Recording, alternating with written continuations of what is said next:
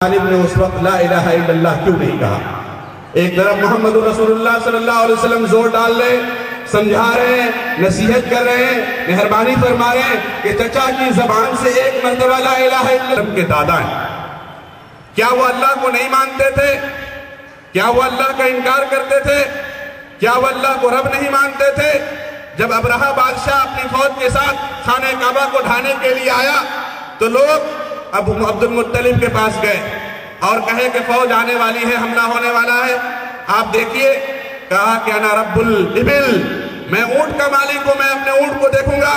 رب البیت یحمی، اس گھر کا جو رب اور جو مالک ہے وہ اس گھر کی حفاظت کرے گا۔ وہ اللہ رب العالمین کو ماننے والے تھے، اللہ پر ان لوگوں کا ایمان تھا، اللہ کی توحید کو، اللہ رب العالمین کے ایک ہونے کو وہ تسلیم کرتے تھے کہ اس کائنات کو چلانے والا، اس کائنات کو پیدا کرنے والا، اس کائنات کے نظام کو سنبھالنے والا اللہ کے سوا کوئی نہیں ہے۔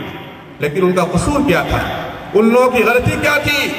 وہ خانہ کعبہ کا طواف بھی کرتے تھے، بیت اللہ کا حج بھی کرتے تھے، لبیک اللہم لبیک بھی پڑھا کرتے تھے، لیکن ان کے تلبیہ میں ایک چیز کا اضافہ تھا۔ وہ کیا تھا؟ لبیک اللہم لبیک، لبیک لا شریک الا شریکا تملکہ وما ملک۔ اے اللہ میں حاضر ہوں، اے اللہ میں حاضر ہوں، تیرا کوئی شریک نہیں ہے، صرف ایک شریک ہے، اور اس شریک کا تو مالک ہے، اور اس شریک کا تو مالک ہے، اور وہ جن چیزوں کا مالک ہے تو ان چیزوں کا مالک ہے، تو ان تمام چیزوں کا تو ہی مالک ہے، یعنی مالک تو ہی ہے، لیکن تیرا کوئی شریک ہے، تیرا کوئی ساجی ہے، تیرے برابر کوئی ہے۔ یہ ان لوگوں کا ایمان تھا، یہ ان لوگوں کا عقیدہ تھا، یہ ان لوگوں کی توحید تھی، یہ ان لوگوں کی ملاوٹ تھی، یہ ان لوگوں کی آمیزش تھی، جس کو اللہ رب العالمین نے پسند نہیں فرمایا۔ ملت ابراہیمی یہ ہے، استحنا علی فطرت الاسلام وعلی کلمت الاخلاص وعلی دین نبینا محمد صلی اللہ علیہ وسلم وعلی ملت ابینا ابراہیم حنیفا مسلما وما کان من المشرکین۔ ملت ابراہیمی یہ ہے کہ اللہ رب العالمین کے ساتھ کوئی بھی دوسرا شریک نہیں ہے، اخلاص۔ وما امروا الا ليعبدوا الله مخلصین لہ الدین، وما امروا الا ليعبدوا الله۔ لوگوں کو اس بات کا حکم دیا گیا ہے کہ وہ صرف ایک اللہ کی عبادت کریں اور اللہ رب العالمین کی عبادت میں کسی بھی دوسرے کو شامل نہ کریں۔ تو اس چیز کو ہمیں سمجھنا چاہیے۔ بہت سے لوگ اللہ کی عبادت ضرور کر رہے ہیں، لیکن دوسروں کو بھی بڑا مان رہے، دوسروں کو بھی سجدے کر رہے، دوسرے کے لیے بھی قیام کر رہے، دوسرے کے لیے بھی نذر و نیاز کر رہے، دوسرے سے بھی دعائیں مانگ رہے، دوسرے سے بھی التجائیں کر رہے، دوسروں پر بھی بھروسہ ہے۔ یہ تمام چیزیں ہمارے ہاں ہیں، اور ہم اللہ رب العالمین کو ہی مانتے ہیں، لا الہ الا اللہ بھی پڑھتے ہیں، محمد الرسول اللہ بھی پڑھتے ہیں۔ تو لا الہ الا اللہ اس وقت تک مکمل نہیں ہوگا جب تک اس کائنات میں پائی جانے والی تمام معبودان باطلہ کا انکار نہ کیا جائے، اور جب تک اللہ رب العالمین کی الوہیت کو پورے طور پر، کامل طور پر، مکمل طور پر صرف اللہ رب العالمین کے لیے خاص اور خالص نہ کر دیا جائے، اس وقت تک عبادت کا کوئی معنی اور مفہوم نہیں ہے۔ اور اللہ رب العالمین نے اسی توحید کا اعتبار کیا، اسی کے لیے زمین بنائی، اسی کے لیے آسمان بنایا، اسی کے لیے سورج میں روشنی ہے، اسی کے لیے چاند میں چاندنی ہے، اسی وجہ سے اللہ رب العالمین نے اس دنیا اور اس دھرتی کو جنم دیا ہے تاکہ سارے کے سارے لوگ صرف ایک اللہ کی عبادت کریں۔ وما خلقت الجن والانس الا ليعبدون۔ ہم نے جنات اور انسان کو صرف اور صرف اس لیے پیدا کیا کہ سارے کے سارے لوگ اللہ رب العالمین کی عبادت کریں، اور اس کی عبادت میں کسی بھی دوسرے کو شامل نہ کریں اور شریک نہ کریں۔ عبادت کا معنی اور مفہوم صرف یہ نہیں ہے میرے بھائیوں کہ ہم مسجد میں 5 وقت کی نمازیں پڑھ لیں، رمضان کا مہینہ آئے تو روزہ رکھ لیں، اللہ نے اگر پیسہ دیا ہو تو حج کر لیں، اور اگر ہم صاحب نصاب ہیں تو زکوٰۃ دے دیں۔ عبادت کا صرف یہ معنی اور مفہوم نہیں ہے۔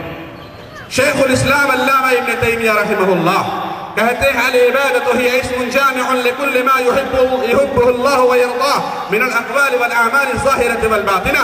عبادت ہر اس چیز کا نام ہے جو اللہ چاہتا ہے، عبادت ہر اس چیز کا نام ہے جو اللہ پسند فرماتا ہے، چاہے اس کا تعلق زبان سے ہو یا اس کا تعلق دل سے ہو، چاہے اس کا تعلق ظاہر سے ہو یا اس کا تعلق باطن سے ہو۔ ہر وہ عمل، ہر وہ قول، ہر وہ چیز جو اللہ کو پسند ہے اسے عبادت کہتے ہیں۔ لیکن غلطی سے ہم لوگوں نے عبادت کے دائرے کو تنگ کر دیا ہے، اور عبادت کے معنی کو ہم لوگوں نے چھوٹا کر دیا ہے۔ جبکہ عبادت زندگی کے تمام امور اور تمام شعبے میں ہونی چاہیے۔ قُلْ إِنَّ صَلَاتِي وَنُسُكِي وَمَحْيَايَ وَمَمَاتِي لِلَّهِ رَبِّ الْعَالَمِينَ لَا شَرِيكَ لَهُ وَبِذَلِكَ أُمِرْتُ وَأَنَا أَوَّلُ الْمُسْلِمِينَ۔ اے نبی آپ کہہ دیجئے کہ میری نماز، میری قربانی، میری عبادت، میری زندگی، میری موت سب اللہ رب العالمین کے لیے ہے، جس کا کوئی شریک نہیں ہے، اور اسی کا مجھے حکم دیا گیا ہے، اور میں سب سے پہلا مسلمان ہوں۔ اللہ کی باتوں کا ماننے والا میں ہوں، اور میں اسی کا حکم دیتا ہوں لوگ۔ تو عبادت کا تعلق قلب سے، عبادت کا تعلق زبان سے، عبادت کا تعلق اعضاء و جوارح سے۔ فرمایا نبی کریم محمد رسول اللہ صلی اللہ علیہ وسلم نے التحیات للہ والصلوات والطیبات، تمام عبادتیں اللہ کے لیے ہیں، چاہے وہ قولی عبادت ہو، زبان کی عبادت ہو، دل کی عبادت ہو، جوارح کی عبادت ہو، پاؤں کی عبادت ہو، ہاتھ کی عبادت ہو، آنکھ کی عبادت ہو، کان کی عبادت ہو، مال کی عبادت ہو، تمام کی تمام عبادتیں اللہ رب العالمین کے لیے انجام دی جائے گی۔ تو عبادت دل سے بھی ہوتی ہے، اللہ رب العالمین پر ایمان لانا۔ لَيْسَ الْبِرَّ أَن تُوَلُّوا وُجُوهَكُمْ قِبَلَ الْمَشْرِقِ وَالْمَغْرِبِ وَلَكِنَّ الْبِرَّ مَنْ آمَنَ بِاللَّهِ وَالْيَوْمِ الْآخِرِ وَالْمَلَائِكَةِ وَالْكِتَابِ وَالنَّبِيِّينَ۔ نیکی یہ ہے کہ تم اللہ پر ایمان لاؤ، اللہ کی کتابوں پر ایمان لاؤ، اللہ کے نبیوں پر ایمان لاؤ، اللہ کے فرشتوں پر ایمان لاؤ، آخرت کے دن پر ایمان لاؤ، قضاء و قدر پر ایمان لاؤ، یہ نیکی ہے۔ تو دل سے ایمان لانا ہو، دل کی عبادت، اللہ رب العالمین پر بھروسہ کیا جائے، اللہ رب العالمین سے امیدیں باندھی جائے، اللہ رب العالمین سے سب سے زیادہ محبت کی جائے۔ والذین آمنوا اشد حبا للہ، ایمان والے اللہ رب العالمین سے سب سے زیادہ محبت کرتے ہیں، اللہ سے سب سے زیادہ ڈرا جائے، اس کا تقوی اختیار کیا جائے، اس کی خشیت اور اس کے خوف کو دل میں بسایا جائے، اللہ رب العالمین کی طرف رجوع کیا جائے، اللہ کی بارگاہ میں حاضر ہویا جائے، دل کو اللہ رب العالمین کی بارگاہ میں جھکا دیا جائے۔ یہ دل کی عبادت ہے، دل کی عبادت، دل اللہ رب العالمین کے لیے وقف ہو جائے، دل اللہ کے نام پر قربان ہو جائے، دل اللہ کے لیے سجدہ ریز ہو جائے، اس دل میں اللہ رب العالمین کی محبت سما جائے، یہ دل کی عبادت ہے۔ اس دل میں دنیا کی محبت آ جائے، اس دل میں شرک آ جائے، اس دل میں کفر آ جائے، اس دل میں نفاق آ جائے، اس دل میں طرح طرح کی غلطیاں، گناہ اور غلط کام بس جائے، یہ دل کی صفائی اور طہارت نہیں ہے۔ دل کو اللہ رب العالمین کے سامنے جھکا دیجیے، اور دل میں اللہ رب العالمین کی، دل کو اللہ رب العالمین کی عبادت کے لیے تیار کی، دل کی عبادت۔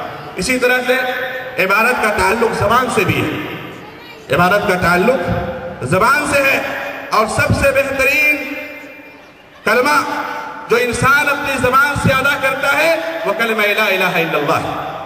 سب سے بہترین کلام جو انسان اپنی زبان سے نکالتا ہے وہ کلمہ لا الہ الا اللہ ہے، نہیں ہے کوئی معبود برحق سوائے اللہ کے۔ فرمایا نبی کریم صلی اللہ علیہ وسلم نے افضل الذکر لا الہ الا اللہ، سب سے افضل ذکر لا الہ الا اللہ ہے۔ فرمایا نبی کریم محمد رسول اللہ صلی اللہ علیہ وسلم نے خیر الدعاء ما قلته والنبیون من قبلی لا الہ الا اللہ وحدہ لا شریک لہ لہ الملک ولہ الحمد وہو علی کل شیء قدیر۔ سب سے بہترین دعا جو میں نے مانگی ہے اور میں نے پڑھی ہے اور مجھ سے پہلے تمام نبیوں نے پڑھی ہے وہ ہے لا الہ الا اللہ وحدہ لا شریک لہ، نہیں ہے کوئی معبود برحق سوائے اللہ کے، وہ اکیلا ہے، اس کا کوئی شریک نہیں ہے، اسی کے لیے بادشاہت ہے، اسی کے لیے ہر طرح کی تعریف ہے، اور وہ ہر چیز پر قادر ہے۔